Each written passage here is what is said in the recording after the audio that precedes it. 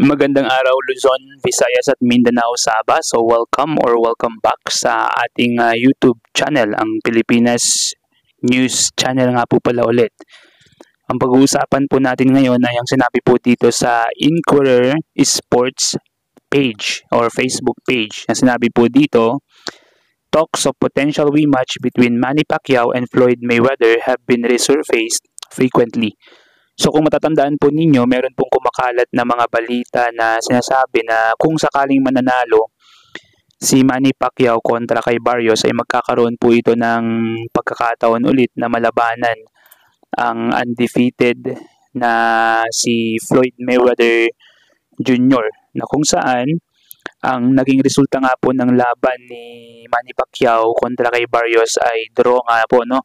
Majority draw, na kung saan dun sa decision na yon ay lamang pa ng konti, lamang ng isang hurado si Barrios. Pero ganun pa man, naipakita ng ating pambansang kamao ang kanyang potential, ang kanyang kayang gawin. Sa kabila ng siya ay matanda na or 46 years old na, ay lumaban pa rin ng ganong kaganda ang kanyang ipinakitang performance nitong nakaraang linggo lang nung kanyang laban noong June or July 2025. Sinabi po ito, but the Filipino boxer said the decision is entirely up to Mayweather, who has stayed retired since stopping Conor McGregor in August 27 or in August 2017. So, sabi po dito mga kababayan na si Mayweather po ang mag-dedesisyon kung gusto niya pa bang makipag rematch kay Pacquiao. At dun nga po sa huling laban nila mga kababayan, talo po ang ating pambansang kamao Manny Pacquiao dahil sa mga ilang reason, kagaya ng kanyang kamay na injury.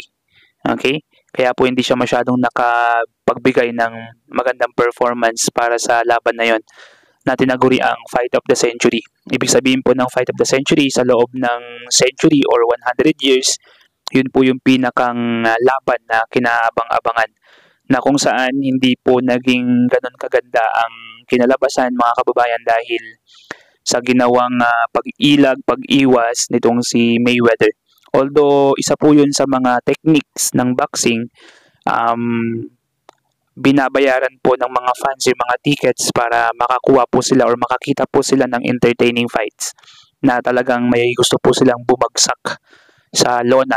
Kaya lang, of course, kasama naman sa boxing ang pag-ilag, kaya wala tayong magagawa kung yun po ang na-master nitong si Floyd Mayweather Jr. Ang hindi tamaan ng suntok at tumama ng suntok, okay, sa kalaban. So sabi po dito ni Manny Pacquiao na wala pong pakundangan na sinabi niya or walang pagpipigil na sinabi niya na let's fight again if he wants. I have no problem with that. I'm active now. I don't pick my opponent and I fight them all in my division.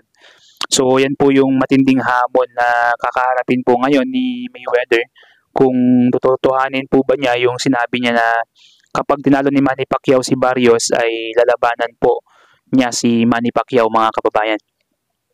So para naman po sa karagdagang news po ngayon, sinabi po dito sa Inquirer Facebook page, Pacquiao versus Barrios. Ito po yung final punch stats na ito po yung statistics na lumabas sa naging laban po nila.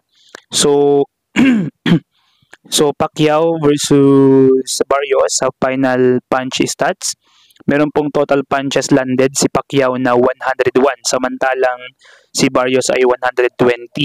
Ibig sabihin ng landed, ito po yung tumama sa kahit saang parte po ng katawan or muka.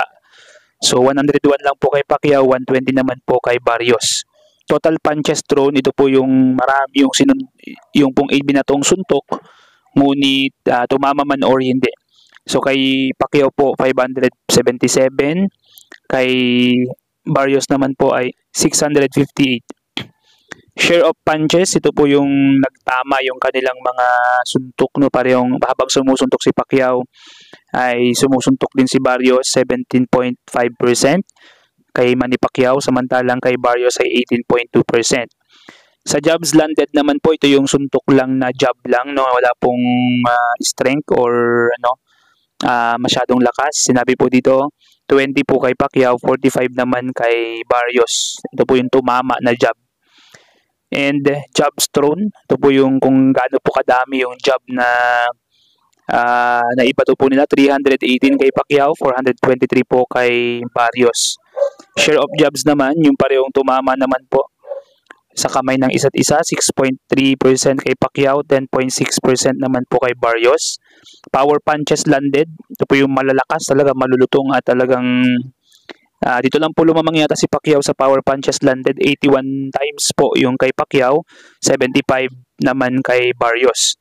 Power punches thrown naman, yung mga malalakas na suntok na ibinato lang pero hindi tumama or tumama, 259 po kay Pacquiao, 235 naman po kay Barrios, na kung saan share of power punches naman ay 31.3% and 31.9% naman po yung share of power punches po nilang dalawa.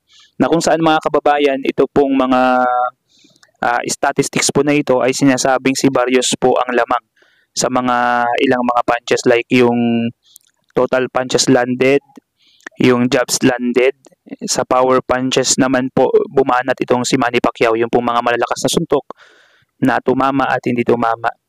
So kaya po pala nagkaroon ng majority draw mga kababayan sa decision dito po sa laban nila. So yan lamang po mga kababayan ang ating pag-uusapan ngayon.